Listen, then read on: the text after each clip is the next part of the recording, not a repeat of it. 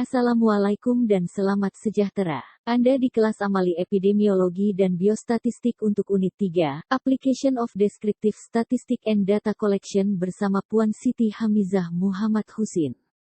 Amali hari ini meliputi pengumpulan data epidemiologi menggunakan analytical software. Hasil pengumpulan data akan dipersembahkan kepada bentuk yang lebih mudah untuk difahami. Pengumpulan data epidemiologi yang akan dipelajari ialah dengan menggunakan Google Form. Google Form adalah aplikasi percuma dalam Google. Jadi Anda memerlukan akun Google sebelum dapat menggunakannya. Kaedah kedua untuk pengumpulan data yang akan dipelajari ialah EpiInfo. EpiInfo adalah software percuma yang boleh dimuat turun di website Center of Disease Control and Prevention United States of America. Kita akan gunakan EpiInfo, SPSS dan Microsoft Excel untuk menyediakan persembahan data. Okey, untuk memulakan kita buat Google Form, Anda perlu buka Google. Kemudian di bahagian Google Apps, sebelah kanan button 9 button ni, masuk ke Google Drive. Dalam Google Drive ni nanti kamu akan jumpa new, klik new. Klik new, pergi ke Google Form and Blank Form. Ini adalah platform yang kita akan gunakan untuk buat online form. Borang maklum balas atau borang soal selidik yang kita akan gunakan untuk kumpul maklumat dan collect data. Untuk collect data, yang pertama sekali letakkan tajuk. Contohnya, borang soal selidik siasatan leptospirosis. Jadi tekan atas ni untuk dapatkan tajuk dia, dan borang soal selidik ni akan disimpan dalam My Drive yang awak buka tadi. Dekat ada satu nama borang soal selidik, auto save dekat dalam drive awak. Jadi boleh mulakan untuk letakkan soal selidik untuk collect maklumat. Apa yang kita perlu collect maklumat daripada siasatan leptospirosis, contohnya untuk dapatkan, di bahagian tepi ni kita ada add question, import question, title and description, add image, video dan juga add section. Anda mungkin boleh letakkan tajuk dahulu untuk section dalam borang soal selidik anda. Contohnya maklumat demografi. Apa maklumat demografi yang diperlukan. Jadi kita boleh add question. Butang yang plus ini, ada beberapa contoh soalan jenis soalan yang boleh ditanya, sama ada short answer, paragraph, multiple choice, checkbox, dropbox, date, time dan sebagainya. Mungkin yang pertama, maklumat demografi yang akan ditanya adalah nama. Letakkan nama. Yang sesuai adalah short answer. Jika anda tak rasa short answer tidak mencukupi, boleh letakkan sebagai paragraph. Kemudian kita boleh tambah lagi soalan. Kita letak umur. Umur mungkin kita gunakan juga short answer. Kita boleh letakkan alamat tempat tinggal.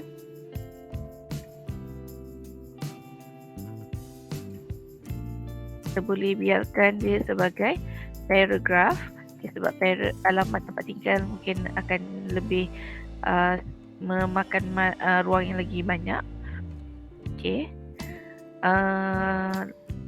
Pekerjaan adalah sesuatu faktor yang berkaitan dengan jangkitan leptospirosis. Mungkin boleh letakkan soalan nama pekerjaan sebagai short answer. Dia boleh tambah juga sebagai nama alamat tempat kerja. Nama pekerjaan ni anda boleh describe lah bagaimana pekerjaan dia. Kita boleh katakan maklumat mengenai pekerjaan. Sekiranya kita tak tahu kan pekerjaan dia tu bagaimana, Dia boleh letakkan maklumat seperti untuk pekerjaan. Kalau tak ada, boleh tinggalkan tiada ataupun boleh nyatakan sekiranya ada. Contohnya perlu masuk ke dalam sawah padi, perlu menguruskan bekerja di ladang di bahagian pentadbiran, bekerja di ladang di bahagian peladangan. Okey, boleh letakkannya. Okey, alamat tempat kerja. Dan boleh juga masukkan antara soalan-soalan yang kita boleh tanya, contohnya apakah simptom-simptomnya, simptom-simptom yang dihadapi oleh pesakit. Okay, kita nak okay, untuk simptom ni, sebab orang ni sometimes simptom dia bukan hanya ada satu, ada banyak. Jadi kita boleh guna checkbox. Checkbox ni maksudnya kita boleh tulis lebih daripada satu faktor lah. Kita boleh tikkan dia, demam, sakit kepala,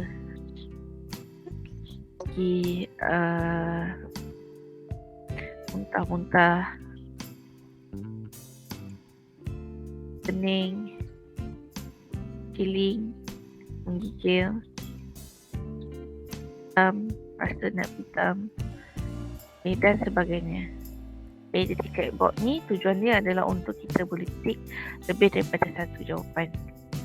Okay, sebelum tu kita ada button required kat sini. Kalau kita tekan required di sini, button ni bermaksud apabila collection data tu sedang dibuat, soalan ini mesti dijawab. Kalau tak jawab, kita tak boleh submit borang soal selidik ni. Okay. Dia kita boleh masukkan terus, boleh masukkan maklumat-maklumat lain untuk demografi. Okay, kemudian kita nak lihat kepada faktor risiko. Kita nak tengok apa faktor risiko yang menyebabkan seseorang itu mendapat jangkitan. Okay, letakkan title baru. Okay. Contohnya kita tahu dia ada berkaitan dengan pekerjaan, tadi kita dah tanya. Okay, kita boleh dapatkan confirmation adakah jangkitan ini disebabkan pekerjaan. Soalan kita boleh letak ya atau tidak, ataupun rasa macam takut nak jawab, kita letak tidak pasti. Boleh kita kata berkemungkinan, depends on you. Okay. Selain daripada faktor pekerjaan, rekreasi juga adalah salah satu faktor yang menyebabkan jangkitan leptospirosis. Jadi kita mungkin boleh tanya, adakah anda melakukan aktiviti rekreasi? Jadi kalau awak perasan dia ada keluar perkataan ya atau tidak, jadi awak boleh add terus, boleh ya, tidak. Ada suggest untuk letakkan jawapan apa, tidak pasti. Okay, kita dah tahu dia, kalau sekiranya dia ada jalankan aktiviti rekreasi, kita kena tanya dia buat aktiviti apa. Contohnya anda berkemah. Sebelum tu kena tanya juga di mana anda berekreasi. Tanya dekat mana. Jadi ini kita gunakan short paragraph. Okay. Anda berkemah, ya, tidak. Ambil tidak terus. Dan kita boleh tanya juga faktor lain, contohnya memancing. Faktor lain dalam berekreasi, berenang. Faktor lain lagi, apa kita panggil jungle trekking. Okay. Kemudian kita kena tanya mereka ada kontak atau tidak dengan haiwan. Ada kontak dengan haiwan yang berkaitan dengan leptospirosis. Contohnya tikus, rodentia yang lain, tikus, kucing pun boleh juga. Okay, jadi boleh tanya kucing apa pula, haiwan apa, boleh tanya haiwan yang berkaitan, haiwan yang ada kontak dan tekan apa dia, haiwan dia.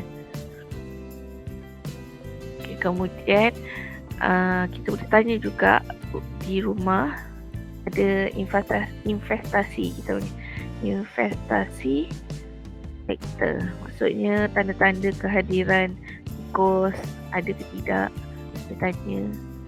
So kita nak lihat apa faktor risiko pada yang menyebabkan jangkitan terhadap seseorang itu. Okay.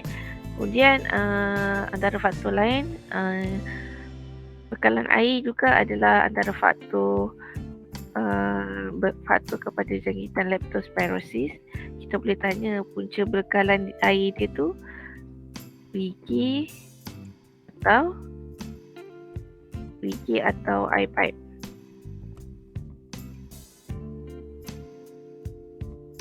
Okay. Selain soal ini adalah salah satu tools dia. Ni tools dia untuk dapatkan maklumat.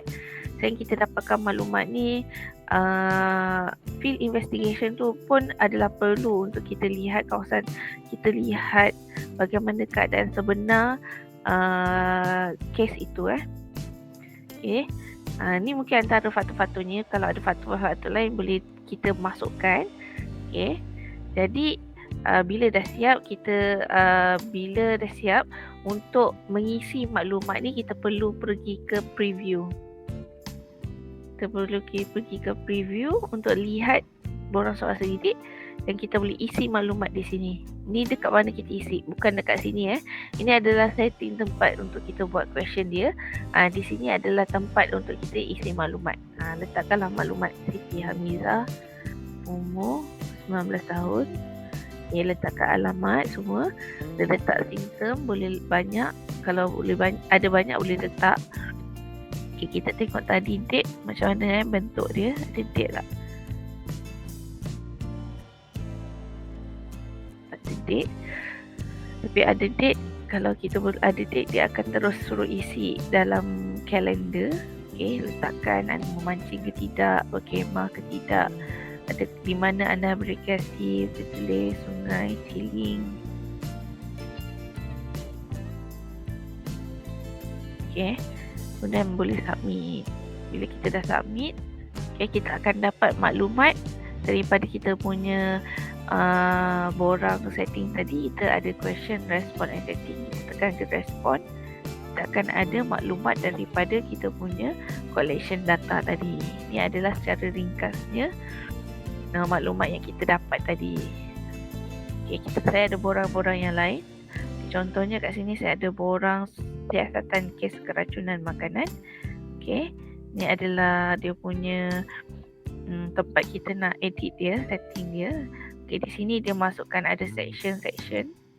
Okay, kita ada respon dia 55 orang.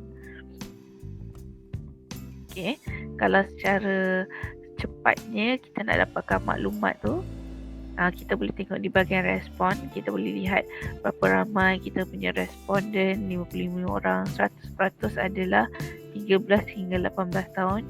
Ini borang siasatan untuk kes keracunan makanan. Okay, kita boleh tahu berapa ramai lelaki dan perempuan. Kita tahu apa gejala dia, ada gejala atau tidak ada gejala. Kita boleh tahu apa simptom pertama dia, tarikh mula dia sakit, okay, jam mula dia sakit. Okay, kita boleh lihat apa simptom lain. Okay, ini secara kasarnya, kalau kita nak tahu maklumat secara detail, kita boleh lihat di bahagian respon. Okay, boleh tak kita nak gunakan software lain untuk analisis maklumat? Boleh. Jadi kita kena download dahulu kat sini. Ada 3 button kat sini, tekan.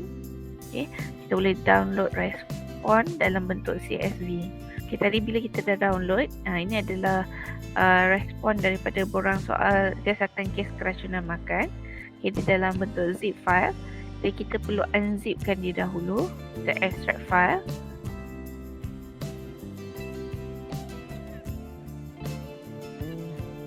Okay, ini baru dia akan unzipkan dia dalam folder dia. Baru kita boleh buka. Okay, ini adalah collection data yang kita dapat daripada daripada siasatan kes keracunan makanan. Contoh borang ni yang tadi saya tunjukkan. Ini adalah maklumat yang kita dapat daripada siasatan kes keracunan makanan. Ini adalah contoh semata-mata. Itu saja berkaitan dengan pengumpulan data melalui borang soal selidik.